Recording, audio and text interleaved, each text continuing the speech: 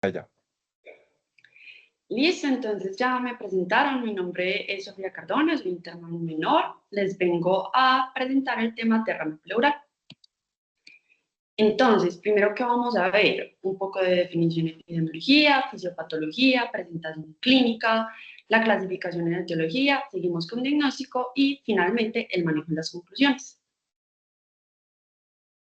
Entonces, primero, ¿qué es el derrame pleural? Es una acumulación de líquido en el espacio interpleural y se puede dar por múltiples etiologías. Las principales son falla cardíaca, malignidad y neumonía.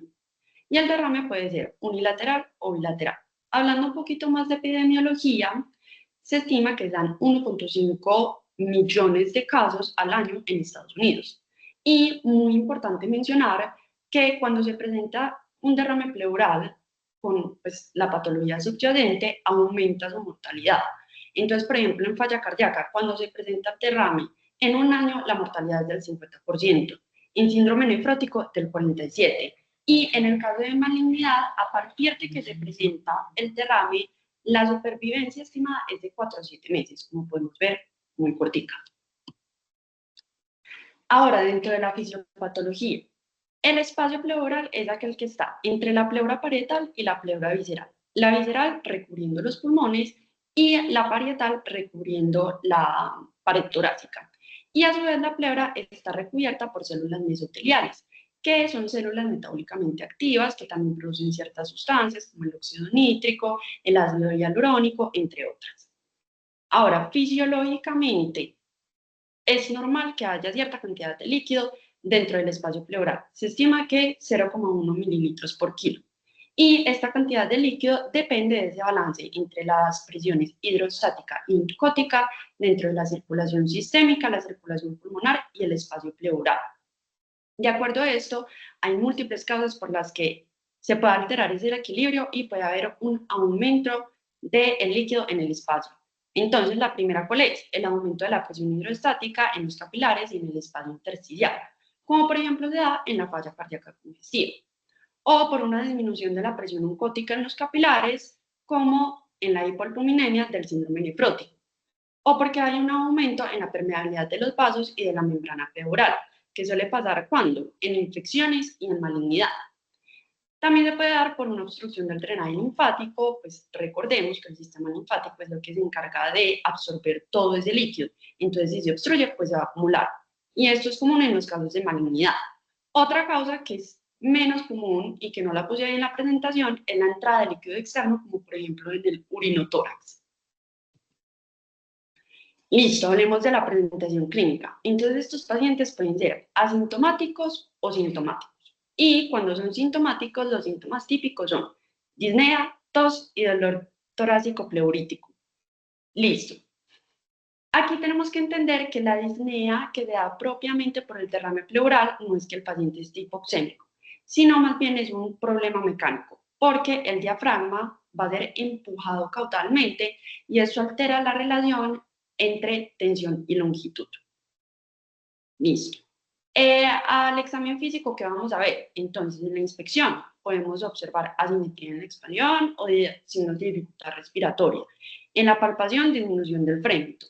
En la percusión, matidez. Y aquí tenemos que poner mucha atención porque es un signo que tiene hasta el 90% de sensibilidad y 98% de especificidad, entonces nos puede ayudar mucho.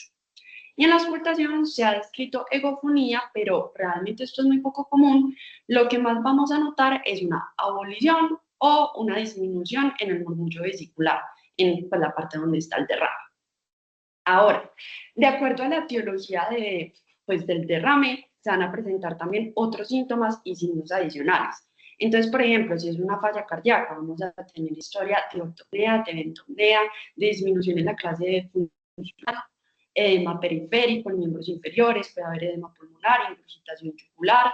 Si es una malignidad, historia de pérdida de peso, puede haber historia de hemoptisis si es un sea primario de pulmón. Tenemos que buscar linfadenopatías, hepatoesplenomegalia. Y así dependiendo de la etiología. Ahora, el derrame pleural se clasifica en dos grandes grupos, en el transudado y el exudado. Y esto dependiendo del tipo de líquido que esté dentro del espacio pleural. Entonces, el transudado es un líquido con menor concentración de proteínas y se acumula debido a un desequilibrio en esa presión oncótica e hidrostática de las que ya os hablaba ahorita, o por entrada de líquido externo. Y en el exudado, este es un líquido con mucho mayor concentración de proteínas y de células inflamatorias, y se da en el contexto del aumento de la permeabilidad capilar y de la membrana pleural, como en el caso de infecciones, o por obstrucción linfática, como en el caso de malignidad, o también por entrada de líquido externo. ¿Y cómo vamos a diferenciar entre estos dos tipos de líquidos? Según los criterios de Lipton, los que vamos a profundizar más tarde. Ahora, aquí les quiero traer como unas tablas que son del New England que me clasifican las causas según si es transudado o exudado. Y como podemos ver, hay muchísimas causas de derrame pleural. No las vamos a explicar ni las vamos a nombrar todas, pero quiero que queden claros como con las causas más importantes de cada grupo. Entonces, en la parte de los transudados, las más importantes son la falla cardíaca congestiva, y este va a ser un derrame pleural bilateral, escaso y de predominio derecho. La cirrosis, que normalmente viene acompañada de ascitis, o sea, es muy raro que un paciente con cirrosis tenga un derrame pleural y no tenga ascitis. Y el síndrome nefrótico, que es un derrame también bilateral, pero subpulmónico. En el caso de las causas exudativas, las más importantes son tres. Entonces, primero, la causa infecciosa, ¿cierto? O pues el famoso derrame paraneumónico, que es con una neumonía subyacente. Pero esta infección no solamente pensemos en bacterias, sino que también puede ser por virus, por micobacterias como la tuberculosis, por hongos o por parásitos. También tenemos la etiología neoplásica. Puede ser que haya un primario de pulmón o que haya una metástasis en la pleura por un primario de pulmón o por un SEA de mama, un SEA de ovario o un linfoma, que son los más comunes. O puede ser que sea un primario de la pleura, que es el mesotelioma.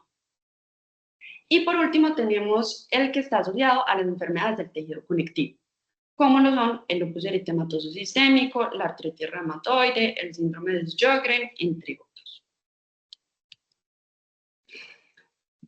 Ahora, ¿cómo vamos a abordar a este paciente? Entonces, primero, como ya vimos, una anamnesis y un examen físico muy completo, centrándonos también en los antecedentes que nos van como a llevar y a dar pistas sobre la etiología. Después, siempre, si sospechamos un derrame pleural, siempre tenemos que hacer la confirmación imaginológica. Y la primera línea es la radiografía de tórax, en la que vamos a ahondar ahorita. Hay otra opción que es el focus o la ecografía, y el focus significa que es en el punto de atención. Y se da más que todo en el contexto del paciente crítico, aunque ha venido cogiendo mucha importancia, además porque es muy sensible para ver loculaciones o pues septaciones. Es incluso más sensible que el ataque de tórax. Y por último tenemos la TAC o pues también la resonancia, que nos ayuda a detectar efusiones no aparentes, a distinguir entre una efusión y un engrosamiento pleural y a dar pistas sobre la etiología. O sea, esta es la última línea que utilizamos cuando no sabemos por qué el paciente tiene un derrame pleural, pero sospechamos una etiología pulmonar y queremos ver en ese TAC indicios de qué patología pulmonar puede ser. Después debemos hacer una toracocentesis. ¿Qué es eso? Básicamente sacar el líquido pleural y estudiarlo. Ahora, la toracocentesis no se le va a hacer a todos los pacientes. ¿A quienes no? Básicamente aquellos donde la causa sea muy obvia, especialmente en transudado. ¿Qué nos dice la literatura? Que si el paciente tiene una falla cardíaca agudizada, congestiva, y tiene características típicas del derrame, o sea, bilateral, escaso, de predominio derecho, no hay necesidad de estudiar el líquido porque ya sabemos la causa. Y el tratamiento que es manejo etiológico, o sea, manejo de la falla cardíaca. Pero si, por ejemplo, ese mismo paciente con la falla cardíaca tiene un derrame pleural que sea unilateral, izquierdo y abundante, ya esas son características atípicas y deberíamos estudiar.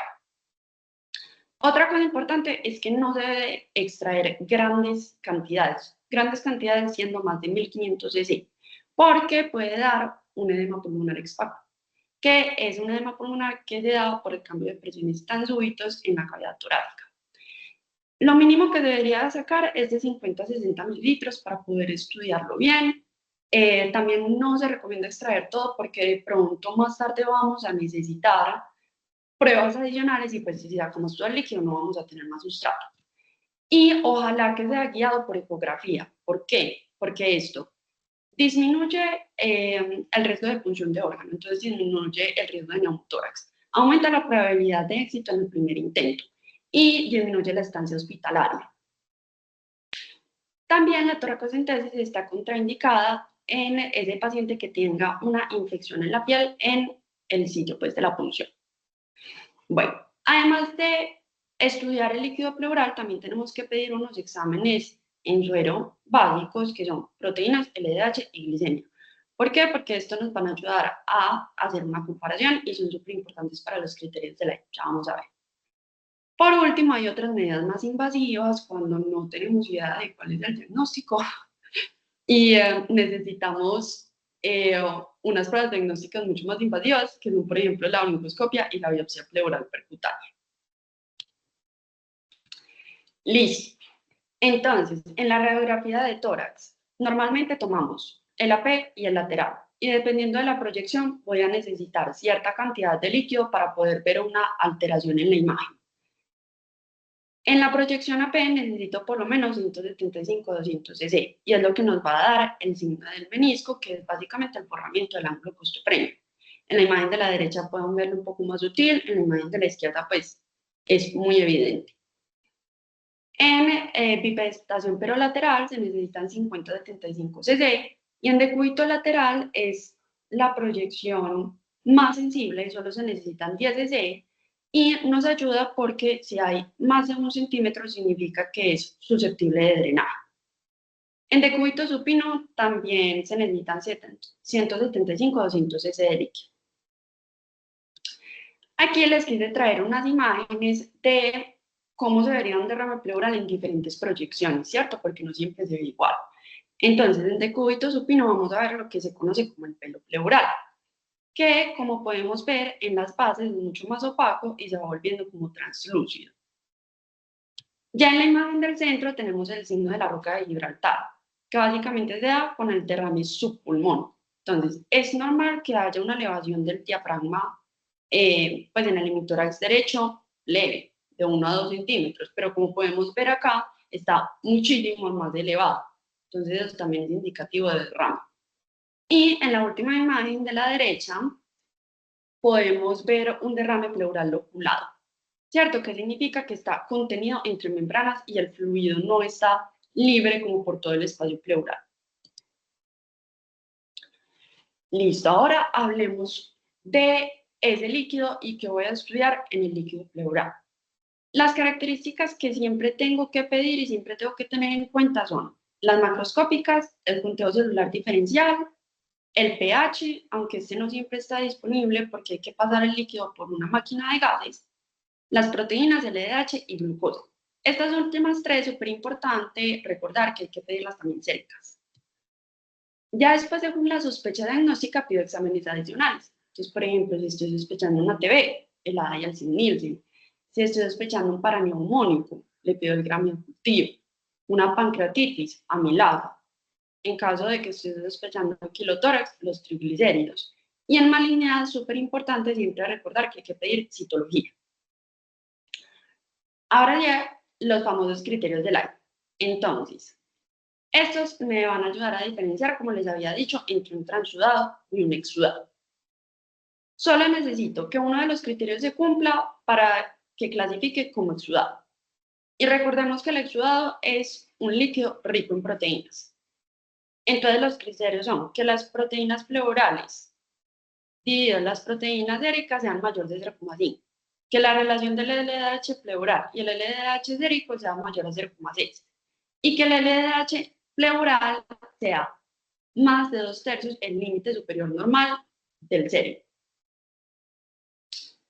Pero, lastimosamente, 25% de los transudados son clasificados falsamente como exudados. Esto se da más que todo en el contexto de una falla cardíaca que ya le pusieron diuréticos, entonces, claro, ya orinó todo el líquido que tenía, pero no sacó las proteínas y las proteínas se quedaron concentradas. ¿Cómo podemos diferenciar esto? hay varios métodos. Entonces, ¿qué nos indica que si es un transudado por falla cardíaca?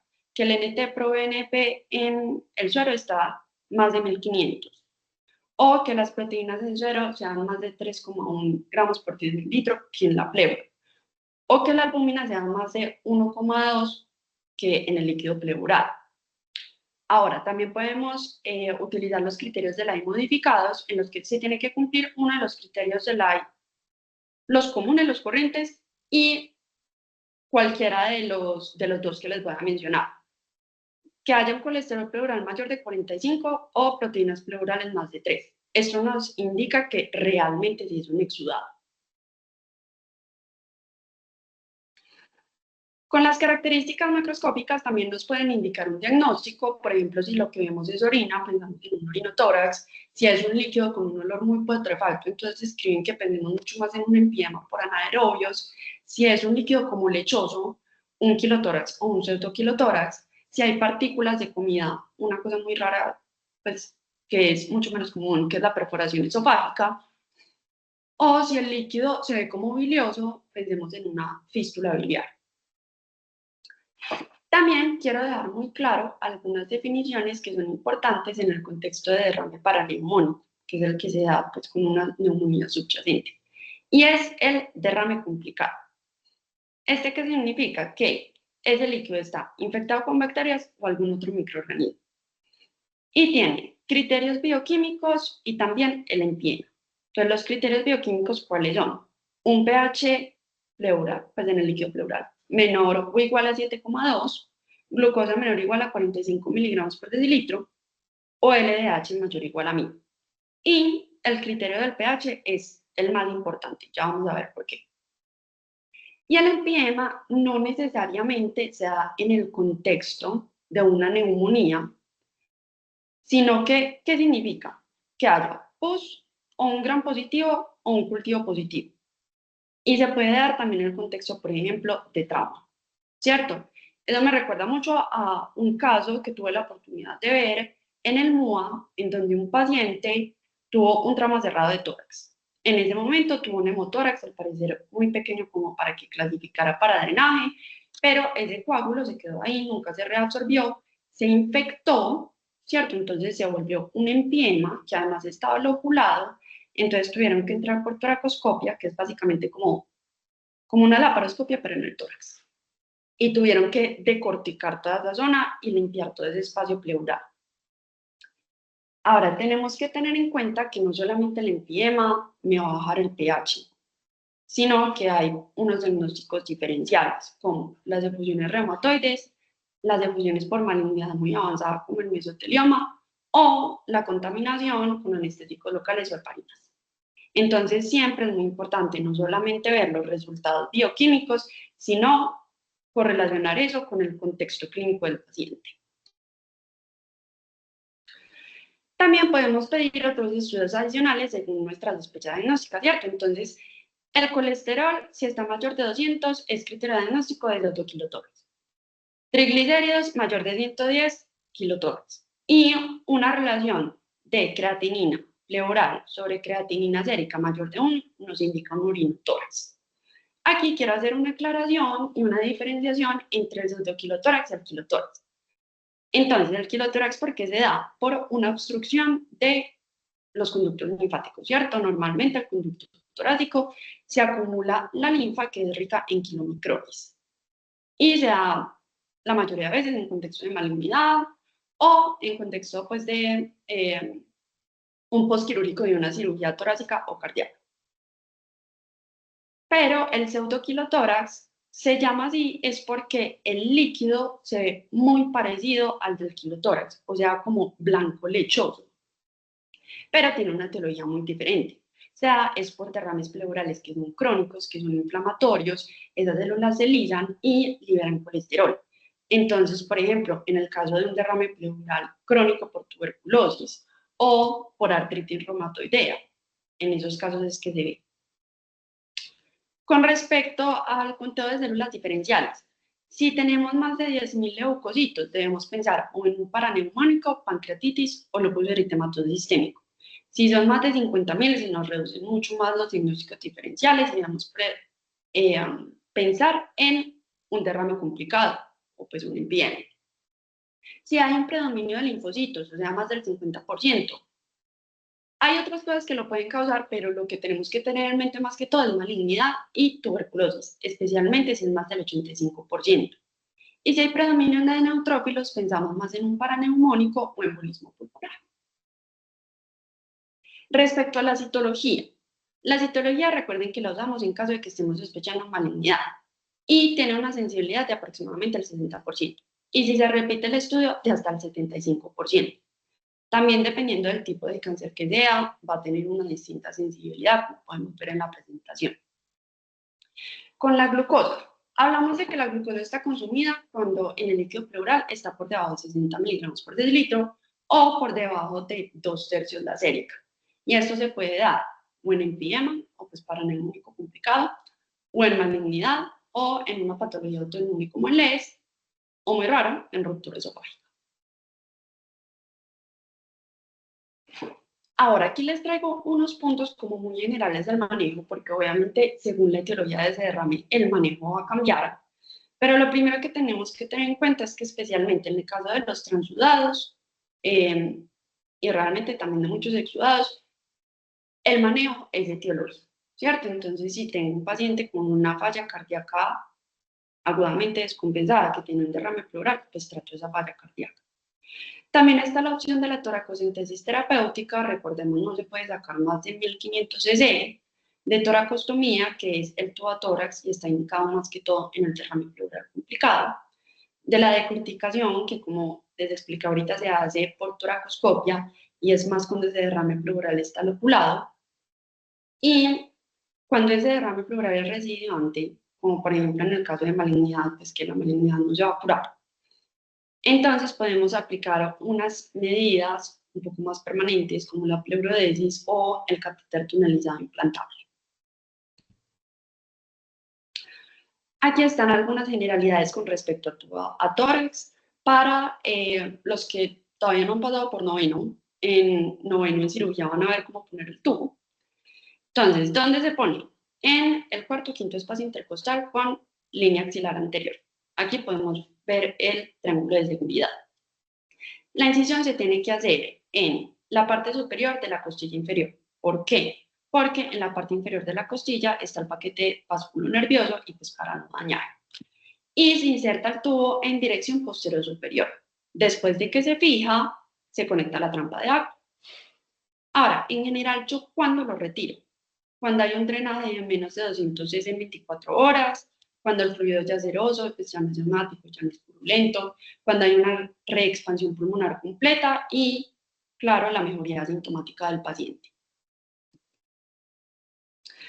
También les quería hablar un poquito más específico del manejo del paraneumónico y también en casos de malignidad.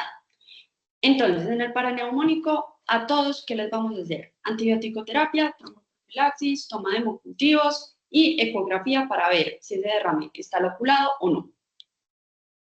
Respecto a los antibióticos, primero se hace un cubrimiento empírico y después, ya así cuando salen los cultivos, pues definimos pues bajar el espectro si es necesario.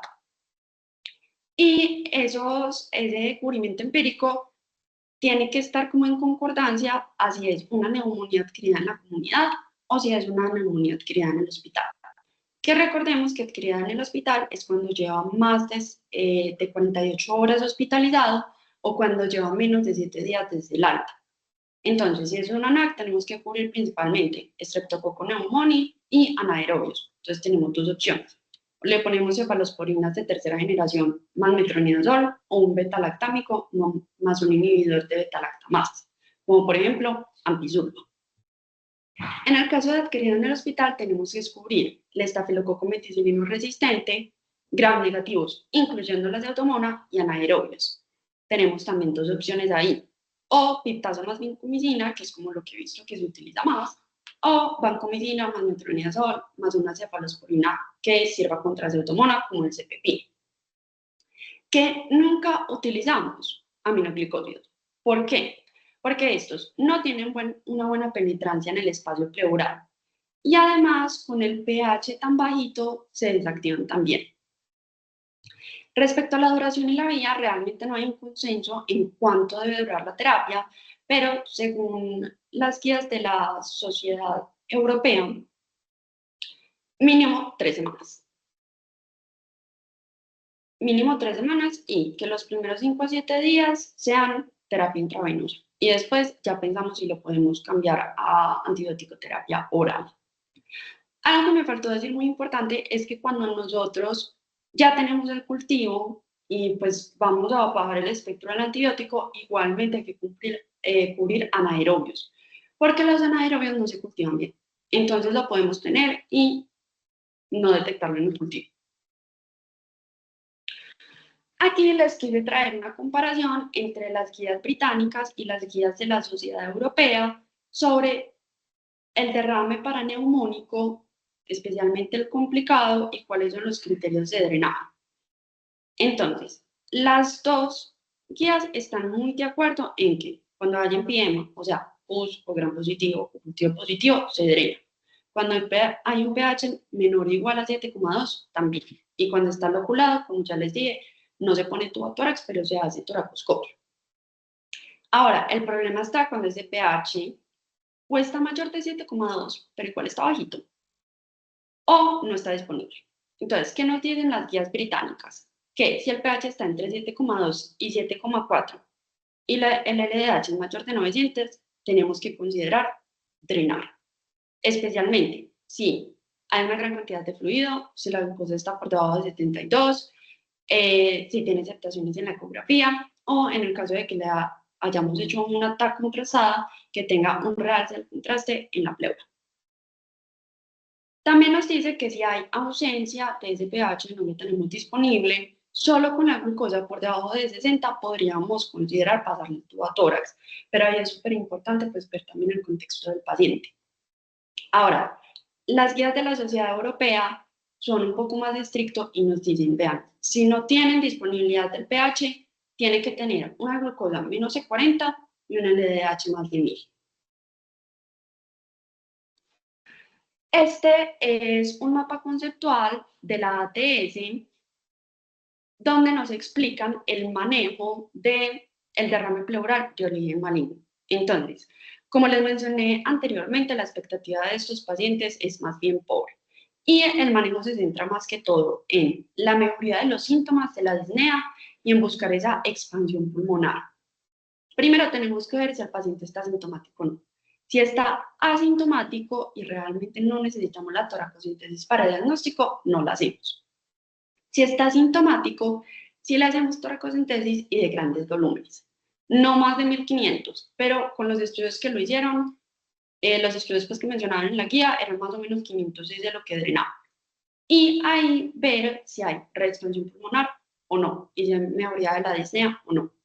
Entonces, si hay reexpansión pulmonar, se puede considerar poner un catéter tunelizado o hacer pleurodesis o una combinación de los dos. Si no hay reexpansión del pulmón, tenemos que ver la expectativa de vida del paciente. Si es muy cortica, entonces simplemente se maneja con oxígeno, con morfina y con toracocentesis a repetición, según pues lo necesita el paciente y según la dignidad del paciente.